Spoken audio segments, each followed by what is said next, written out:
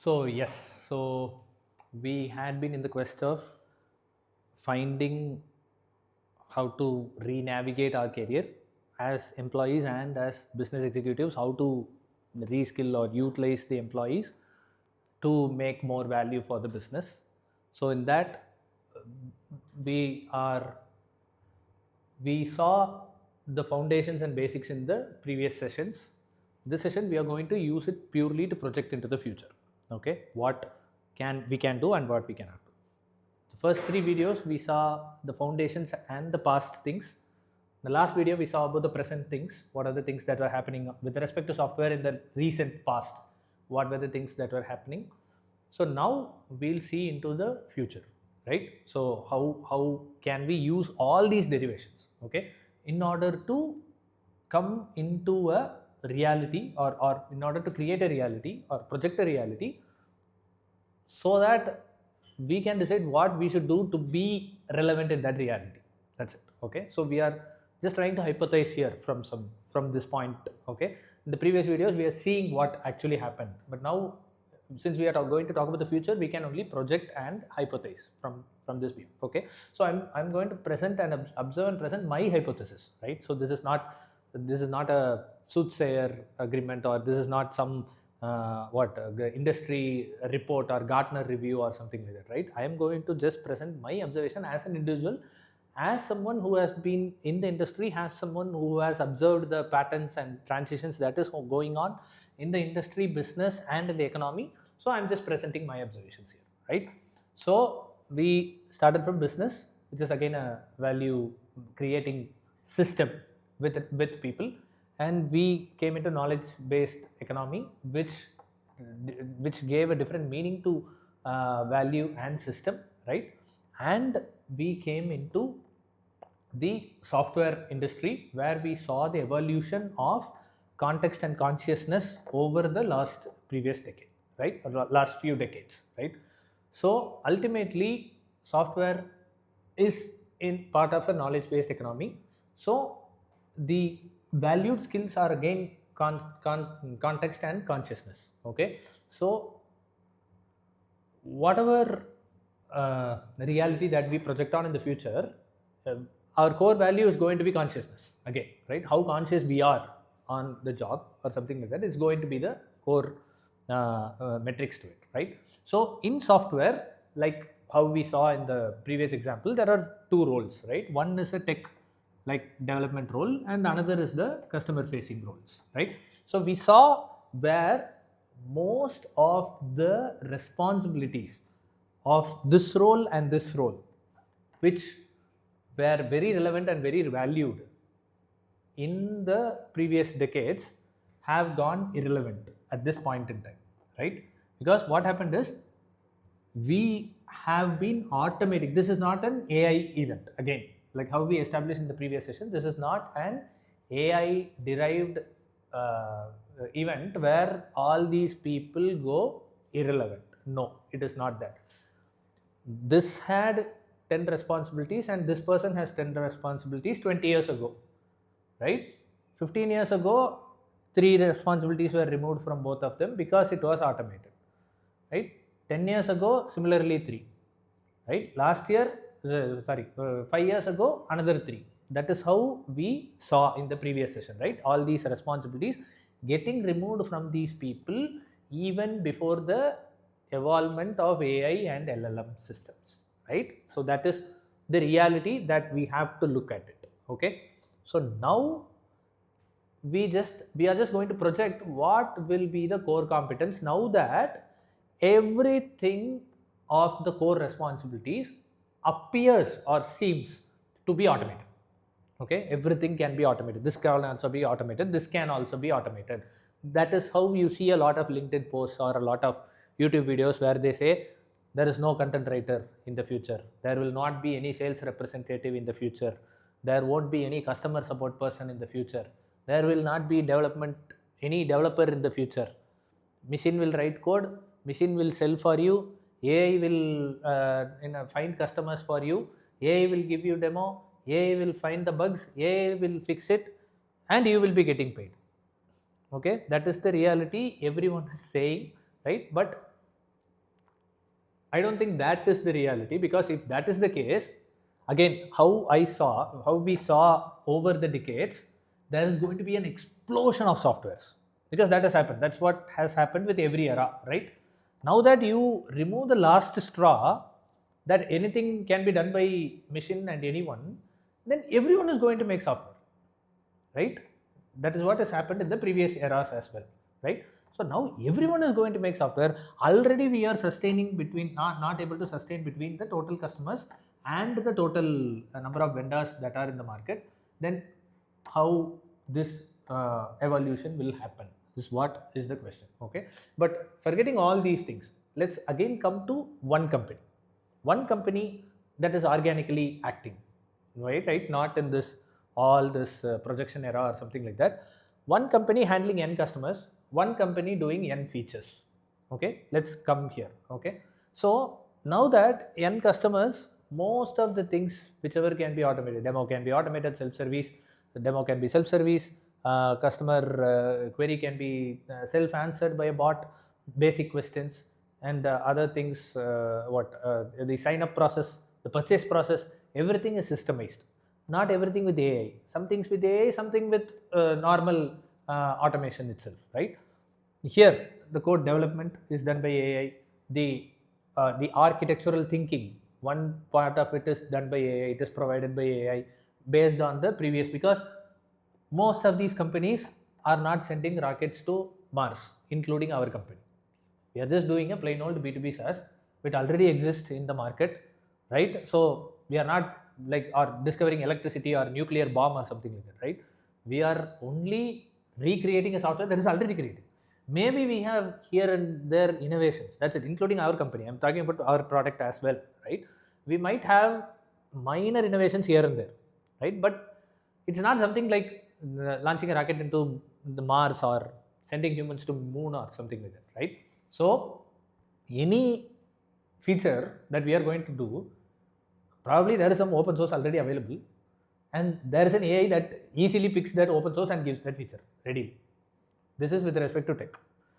And any customer experience this is true with any company, or 99% of the company. The rest of the 1% of the companies are doing actual sending people to moon or flying rockets to Mars or something like that, right? All other companies fall into the, or creating open AI LLM models or something like that. Other than that, everyone falls into the same category with development. Everyone falls into the same category in those companies who are facing customer facing roles.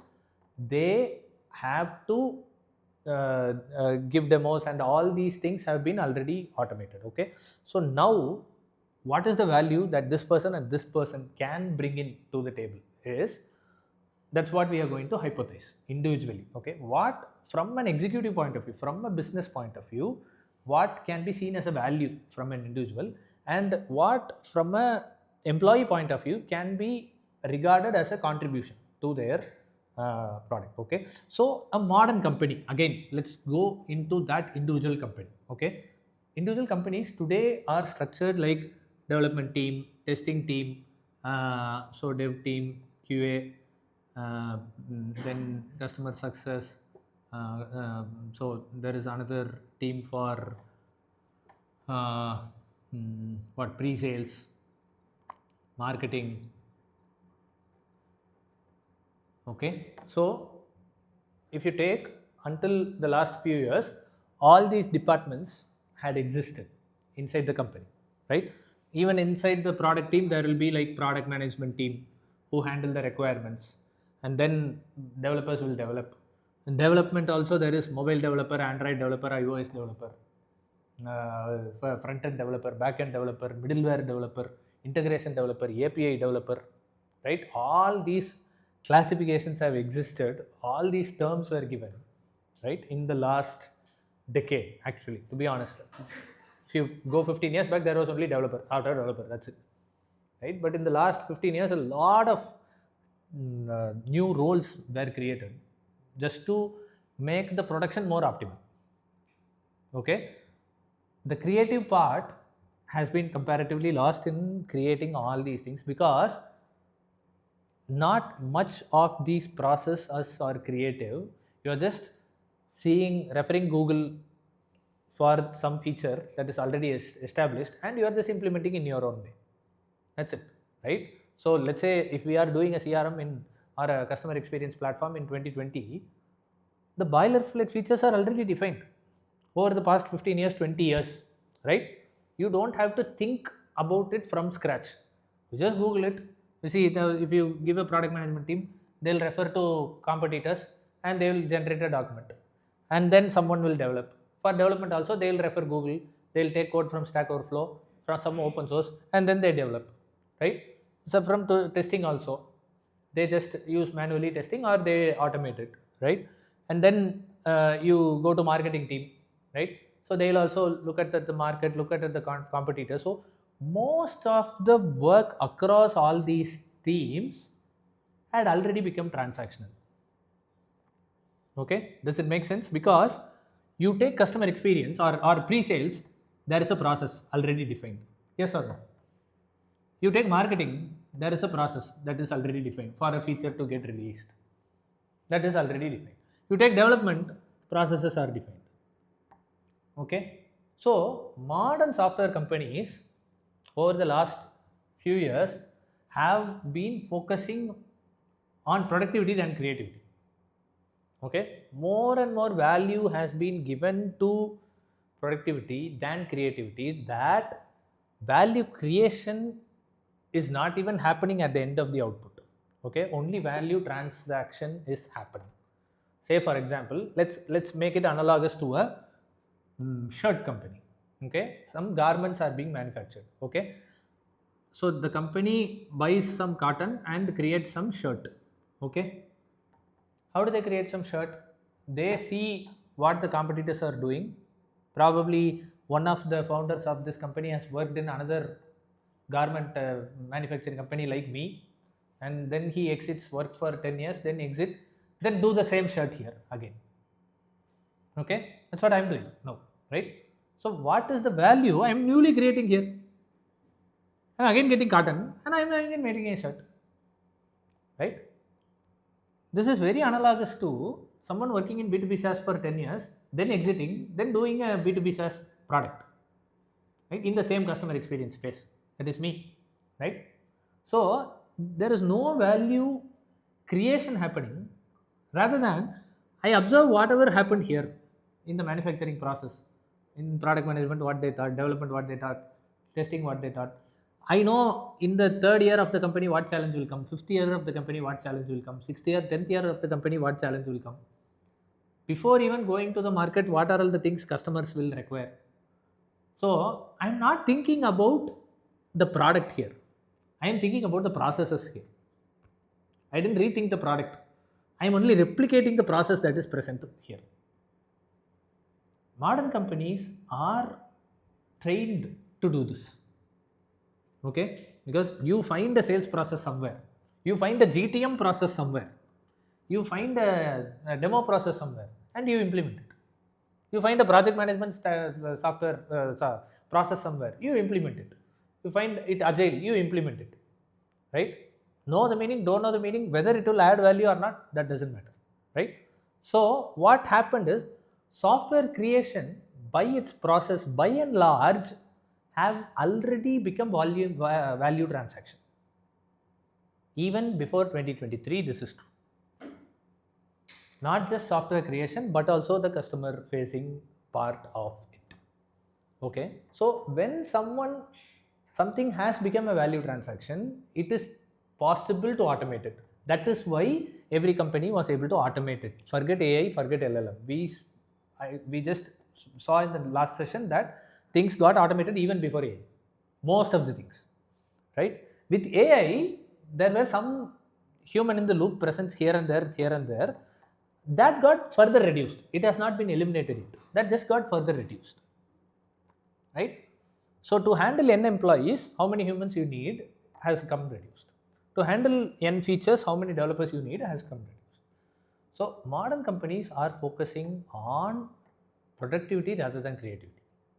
Okay, so we need to reintroduce the context of splitting between what is value creation and what is value transaction. So if all work we know that These are the things software company runs. This is what we know. I started my career in early 2010s. This is the reality I am given. Okay, these are the number of jobs or number of roles that can be present in a software company. I know that. In a B2B SaaS company, these are the possible roles. I know that. If I am going to operate on that, that is not going to be relevant anymore. Okay, that is, so we have to unlearn or forget what are the traditional roles that can be present in a software company in the first place. So we have to restructure a software company, right, into two classifications: what is value creation and what is value transaction. Like I said, in software company or in a knowledge based economy, you can't split this into team. We have already established that, right? So we need to see all these things have become value transaction. All the works that we do have become value transaction majorly, right? So this has become value transaction mostly, right?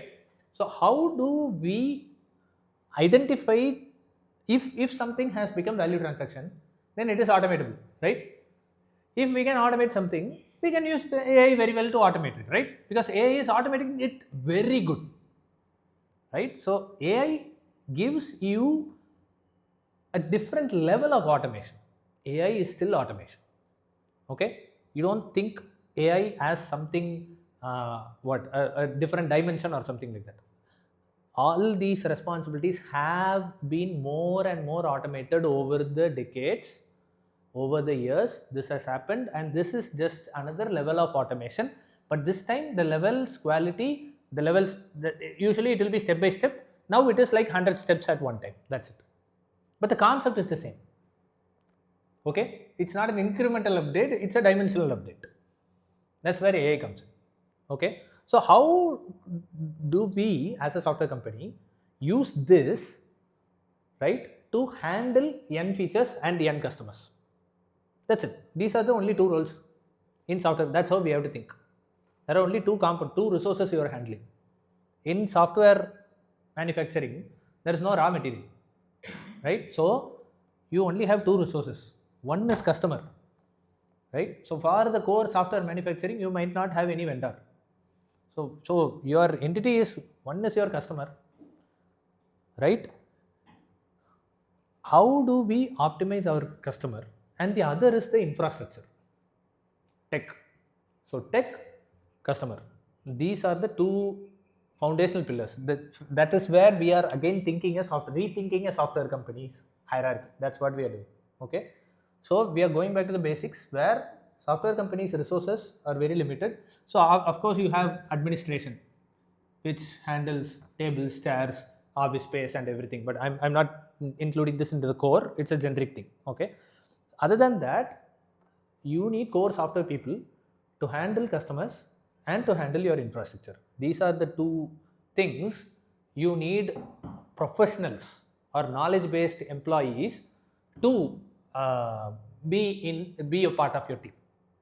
Okay, so if these two are the roles and the individual tasks that are required for these two roles, as we established in the previous session, are almost obsolete, now we have to create new roles that these two functionals, right, can handle, right? So we have to discover, because all known roles of these roles can be automated.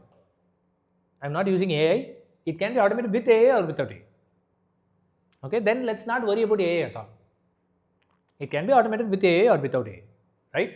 In that sense, if we have two functionals in software company,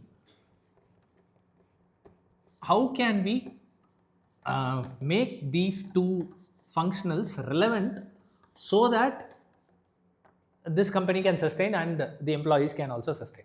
Okay, so the infrastructure and customer experience, right? The primary responsibility, what we can say immediately, that these are the new responsibilities that we can talk, right? What we can immediately say is, because all existing responsibilities can be automated, that's what we are saying, right? Individually, right? So the first responsibility that we see is architecting automations, right? Not actually doing the work, okay? But because this actually, let's say you're going to develop a software, okay? Probably you are writing code today, okay? But since we are in the transition period, we are still writing code today. But in another 5 years or 6, 10 years, not many code need to be written. Then it can be generated, right?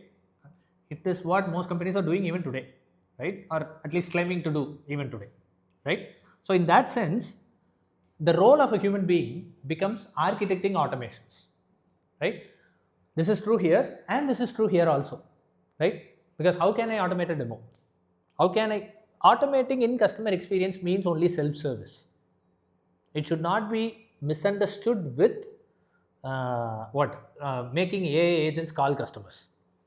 Okay, there is a core difference between tech automation and customer experience automation. In customer experience, a proper automation, no, the maximum automation is self-service. Self-service, letting the customers choose and deal and maintain the relationship. See, what is customer experience? Core is maintaining the relationship between business and customer, right? So here relationship is the key. Why is someone going to pay this person is for the relationship, right? So you cannot maintain a relationship with someone by having an intermediary, right? If you are going to have an intermediary, if you are going to delegate your work to someone, then the relationship between that person and you will get diluted. If a business is going to pay you only for relationship, for maintaining the relationship on its behalf, right? Because you are representing that business for the customer and you are the face of this business. That is why you are being paid. If you introduce an AI agent between the customer and you, then you are delegating that relationship. Then this relationship will not work. That is the foundation, right? Because any intermediary coming into your relationship is not going to help your relationship. They are only going to weaken it, right? In that sense, a customer experience professional is only paid to maintain the relationships, not to send emails, not to, because everything else can be automated, right? Then for this relationship, we should not use any intermediary. So when I say architecting automation, then is there no automation? No. When I say architecting automations, is thinking about how do I enable self-service to my customer? Because when you have self-service, there is no intermediary again. You just give them, hey, this is the video I made to explain the product that is very specific to your use case. See that video and let me know. If you send that, the customer can see whenever they want. They need not wait for your meeting to, they might be seeing at their car or they might be seeing that video at night, late at night, and then they might get back to you. So with architecting automations, customer experience is only about enabling self-service or giving recording videos or something like that. Okay, with respect to tech, you can generate code, enable agents to do all these things. So the human's responsibility becomes architecting automation, common to both these things. Okay, but understanding automations with respect to tech and customer experience is the difference of automation is very, very important. Okay, so if the same person is going to do tech and customer experience, they should be very conscious enough to think that automation in tech means enabling an agent to write a code. Yes, but automation in customer experience doesn't mean letting an agent to talk to a customer, right? It means enabling self-service. It means enable. So the definition of automation by itself changes. The scope of automation changes with respect to this and this. Of course, if you want to generate a proposal, if you want to generate a contract in customer experience, you can use an AI agent to generate, because the AI agent is not an intermediary to you, between you and the customer. It is being at your backend. You can have an AI agent at your backend, not as an intermediary between your, because why? I'm not saying this as a blind rule. I'm saying this because it will kill the relationship. If it kills the relationship, the very purpose you are hired doesn't get fulfilled. The very value that you're creating doesn't get fulfilled, right? So when you're thinking about architecting automation in tech, you have to think about this. How do I generate more optimal code here? Okay. Then in customer experience, how do you enable systems? Okay. So the second thing is reviewing. reviewing the automation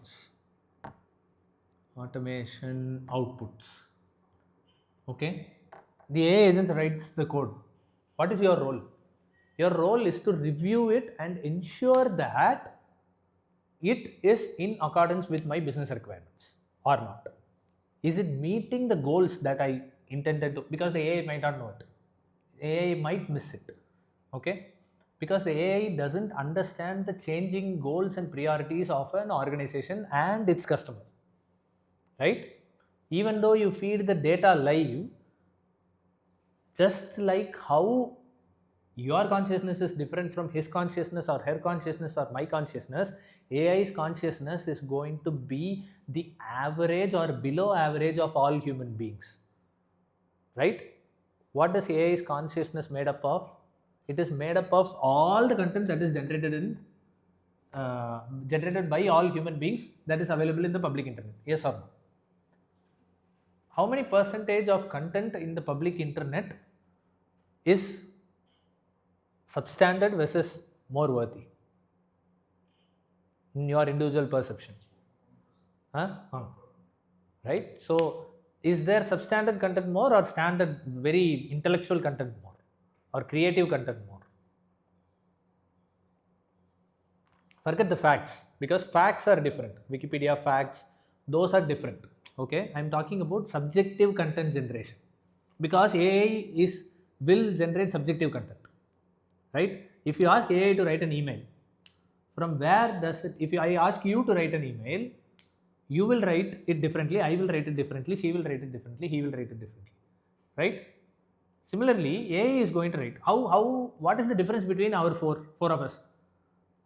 It is different because of our worldviews and experiences, right? Our consciousness. Similarly, AI has a consciousness. Its output is going to depend on the consciousness, right? Just like how my experiences have shaped my consciousness, AI's consciousness is shaped by the average of the human collective digital data that is available on the internet, right? Forget the facts. The style in which I write an email, AI's style is going to depend on all the data that is thrown, or all the emails that is thrown, or all the Reddit posts, Stack Overflow answers, Twitter posts, Facebook content. All these are intertwined into it, right? Because its consciousness is formed based on all these things. So it studies, it sees, oh, this is how human beings generate content. Okay, now generate content like a human being. It will generate content like that. That is how AI works. Yes or no? Right? So after observing all the human generated content, right, across all platforms, in Twitter, Facebook, Instagram, Reddit, Stack Overflow, everywhere, which is the public personally written content that is available.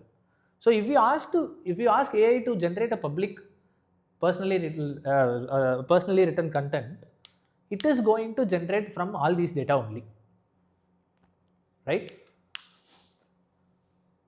I will leave to your judgment to decide whether this consciousness will create, that will supersede your own consciousness. Okay? If someone is going to allow AI's consciousness to supersede our consciousness, it means, right, this is the whole data of AI's consciousness made up of. AI's output is going to be from the average of it, right? Yes or no? There will be good content, bad content, worse content, right? AI's output, overall output, is going to be influenced by all these three, right? So if AI is going to generate some content, or if you are going to allow AI to supersede your creativity, right, then you are falling at the bottom half of human consciousness, right? So falling at the second half of human consciousness is not a shame, right? Allowing ourselves to this without even trying is the shame, in my worldview. Okay, because if you are going to create something, you should allow yourself to attempt to create something, right? So this cannot be used in, that's why this cannot be used in any creative things. Okay, so you will have to review the output that is spit from this AI, so that you can add your own flavors to it, and then you can ship it to the feature or to the customer, right? Of course, what you are going to write is going to, even code or even an email is going to be a boilerplate content, and you can use AI to generate that boilerplate content for you. But if you are going to copy paste that and send it to a customer, or if you are going to copy paste that and check into a branch, then you have no value, because we might have AI itself send that, we might have AI itself checking that, right? But your value occurs only when you review the code and make it better. Okay, this is very important. You just review it, it's okay, I send it. No, then what you are giving is probably not your best even. Okay, because in knowledge based economy, consciousness is the key, right? You grow with your consciousness, right? Do you think on day one or in the first 5 years of the life a child would be conscious? Do you think Albert Einstein at age 5 was more smart than his mother? No way, right? But if we shame a child, or if a child thinks at 5 years itself, right, that, hey, why are you thinking? You can just ask your dad and do everything. If you say that, right, will the child ever think at all? Any doubt, ask your dad or ask your mom. Don't think even. That is what we should not do with AI. Yes, for a child of 5 years or 10 years, it is going to be making very easy. We will make its life very easy by saying that any question you have, ask me. I will answer. That is very easy, right? It makes their life easy. It makes everything easy. Similarly, because the output that the child will bring to the world will be far worse than its dad or mom, with respect to anything, with respect to drawing, with respect to writing, with respect to thinking, with respect to anything, even with transactional work, even with washing utensils or something, the baby is going to suck, right? Transactions, not creativity. I'm talking about productivity also. The baby is not going to be productive as their parents, right? But if we allow it to continue that way, right? So ensure that AI is not your parent, where you just throw the questions to it and you spit out the answer from it. So a child at 5 years old will believe whatever their parents say. If you don't eat, I will throw you out. A mom will say that, right? A child will believe it, right? It genuinely believes it. It will be afraid that I'll be abandoned, right? But at age of 12 or 13, the child will not no longer believe it, because they know, okay, somehow they will not let us go like that, right? So how did this thought process for the child evolve is by being shamed in the first place at 5 years old. At 10 years, it will think, see, we believed all these things. Like that, it will think, right? So, only if we allow ourselves at our work to be shamed, to be worse than AI, there is even a possibility that we can become better than AI. Okay? Because today, when you start your career or your work or you do anything that you do new, AI is going to do better than you. That is true, right? And from a company's point of view, from a business's point of view, AI is doing something better. What is easier for me to make profit margin is doing that instead of investing in the employee. But since companies are always inclined towards productivity, they are moving here.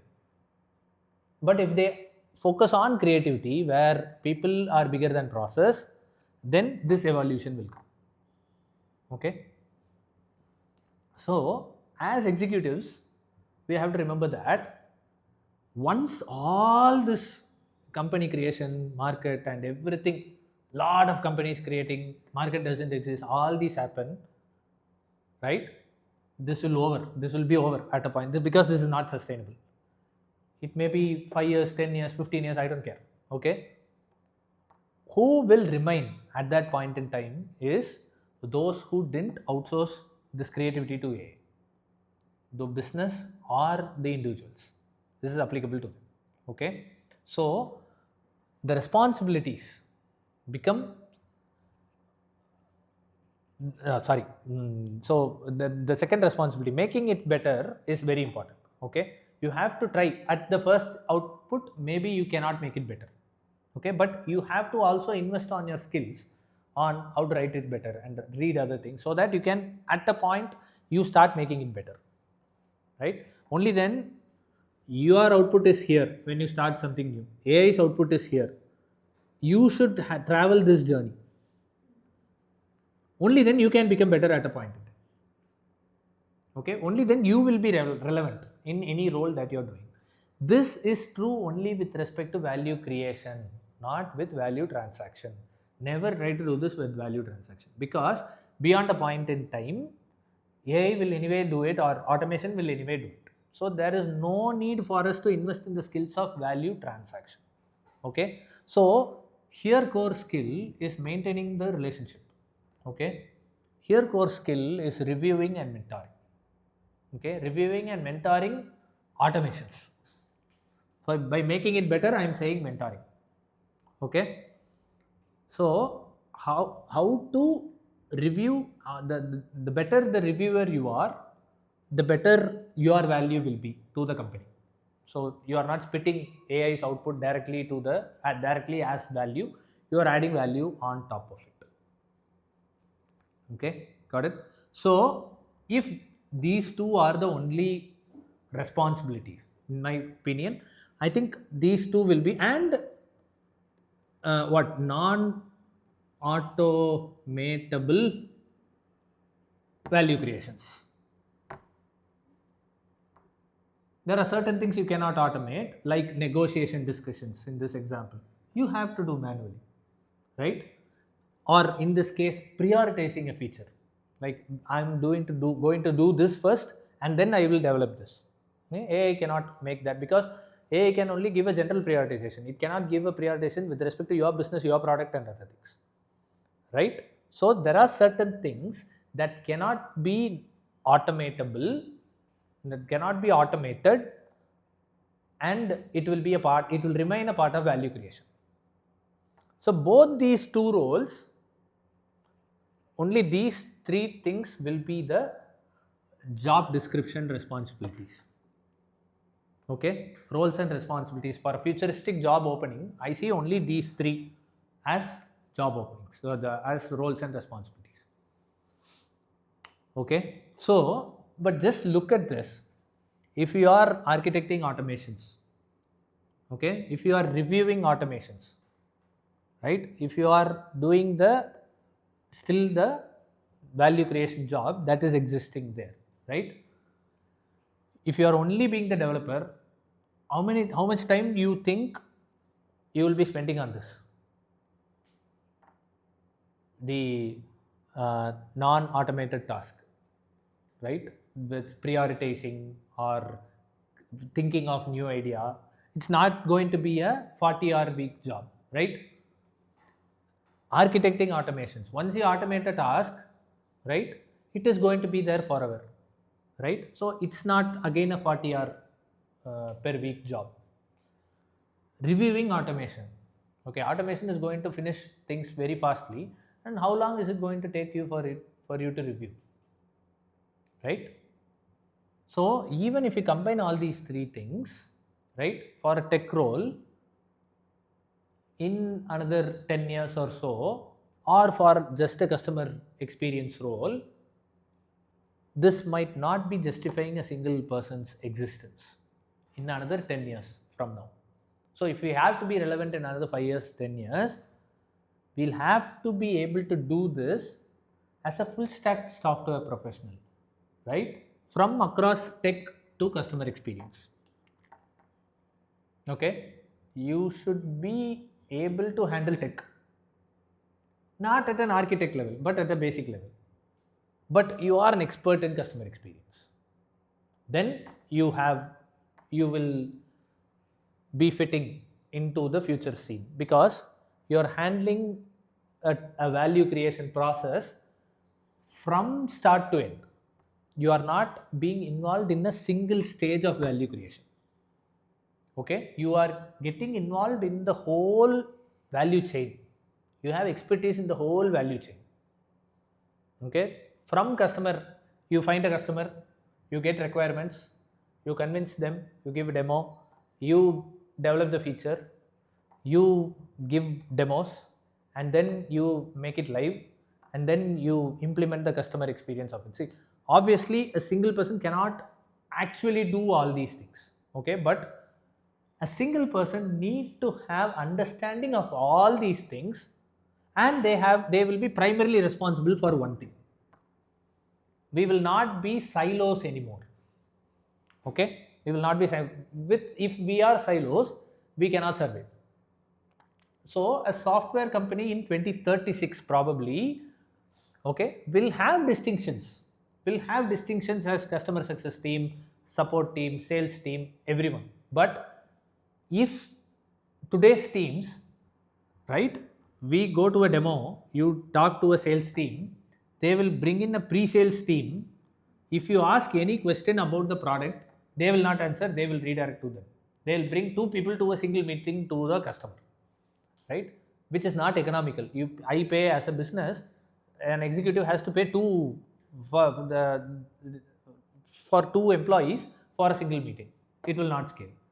And even if you ask a technical question, like not the feature understanding, but API, JSON, server, like that, if you ask, this pre-sales guy will bring in another tech person.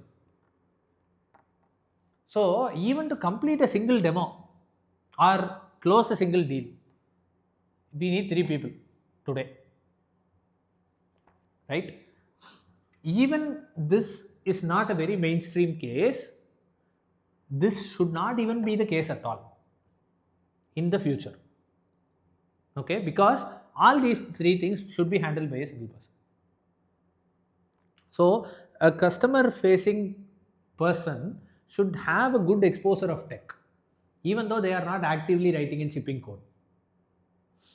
Okay, when a customer asks for a requirement, they should know all the architecture, all the understanding, and all everything, what the product can do or cannot do, what the limitation, when to push the product more, and when to underplay, which features to underplay. All these things they will know only if they have a technical understanding of the product, right?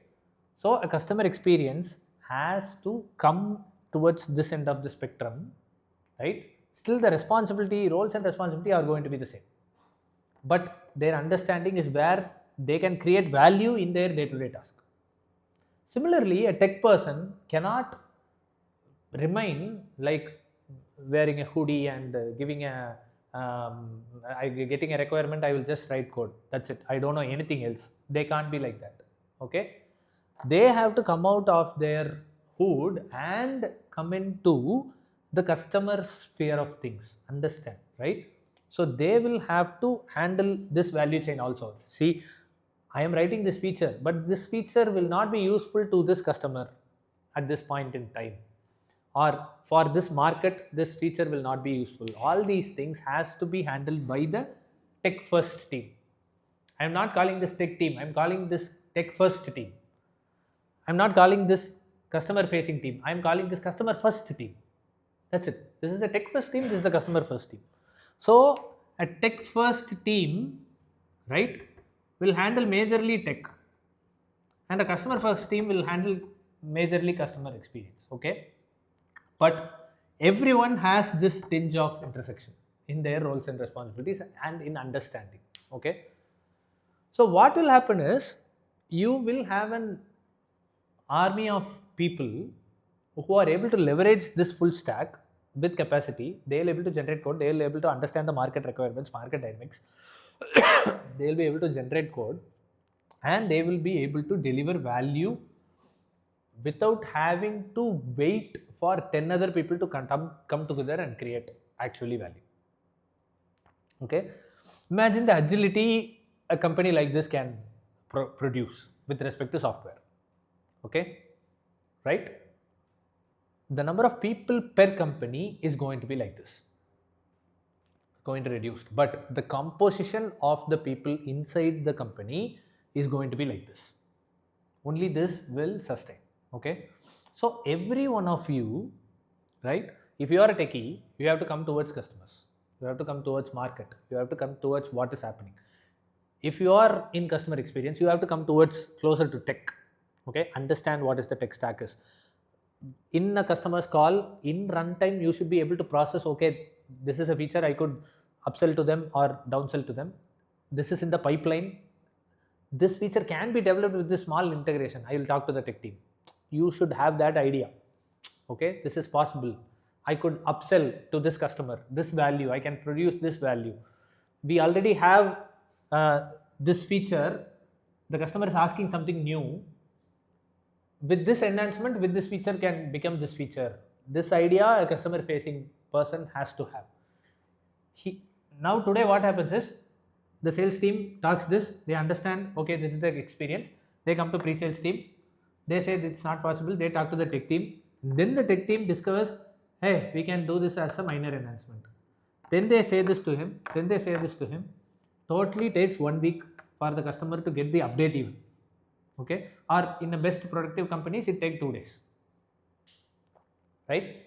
But within the single meeting, before leaving the customer from the meeting itself, a future customer facing experience guy will able to say this instead of 2-3 days. So a customer facing professional should come towards tech, and a tech person should come towards customer facing experience. So if you have built your career in tech, or if you are in tech, if you are in customer experience, you have to go deeper into your core competence also, which is with respect to customers, it is maintaining relationship. With respect to tech, understanding the tech and updating yourself with latest technology like serverless, AWS, and all those things, right? You keep on updating. That is very important. If you are in customer relationship, how do I find new ways to connect with customers, new mediums of connecting with customers? How do I find? So all these things you have to see. That is your core. But in addition to that, in addition to this core competence, you will have to focus on these things, not just with respect to your own core competence, but also having an experience and exposure of the other end of the spectrum, right? So this is how a modern software company will operate, is what my hypothesis or projection. So this is how I feel any company that is starting today have to architect or organize their employees so that they get the best value from every employee, and employees can also stay relevant in and not get lost in the company's hunt for profit margin. Here is where all the players in the ecosystem can coexist together and use the tools that are present in the for automations as well, right? So to summarize, we have the software industry that is primarily in the knowledge based economy. So here we had been having automations all the while. So the two types of responsibilities are tech and customer experience, and with respect to these, automating is the primary responsibility that is going to be. And don't try to automate creativity, because you are going to be stuck with whatever is existent, right? Because AI cannot create that is not present in collective human consciousness. Okay, see, we can talk about cognition, we can talk about future enhancements where AI can create that is not present in human nature at all, right? They can talk all sorts of things, right? But AI can create improvements to the existing systems, but they cannot create something disruptive that doesn't exist in the realm of human thinking at all, right? That can only be introduced by humans, right? So that is why we have to use AI or use any sort of automation for our transactions, and not use things for our creative purposes or value creation purposes.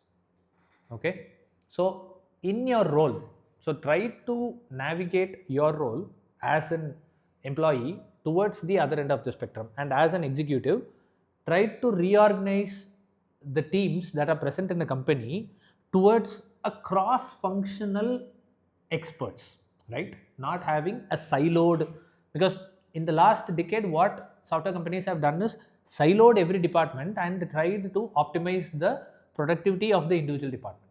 This is something the executives have to reverse and try to create as much as cross-functional executives as possible, where they still hold the primary responsibility as what they are doing, but the upskilling happens not with AI or studying new courses or new tech or something like that. The upskilling is where you reach the other end of the spectrum and understand what you are not currently doing in the value chain, right? So the upskilling involves in your learning across the value chain and not in studying new tools or new languages or something like that, right?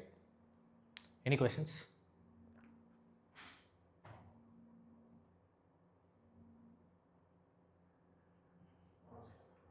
All right. Okay. Right. Okay. So we'll in the upcoming days we'll try to implement this in our work, day-to-day work, and see how do we transform ourselves and our team into this new age software team. So this is the intent. This is what our vision for the next 1 year or so is. Beyond that, we'll be late. Right? Yeah. All right.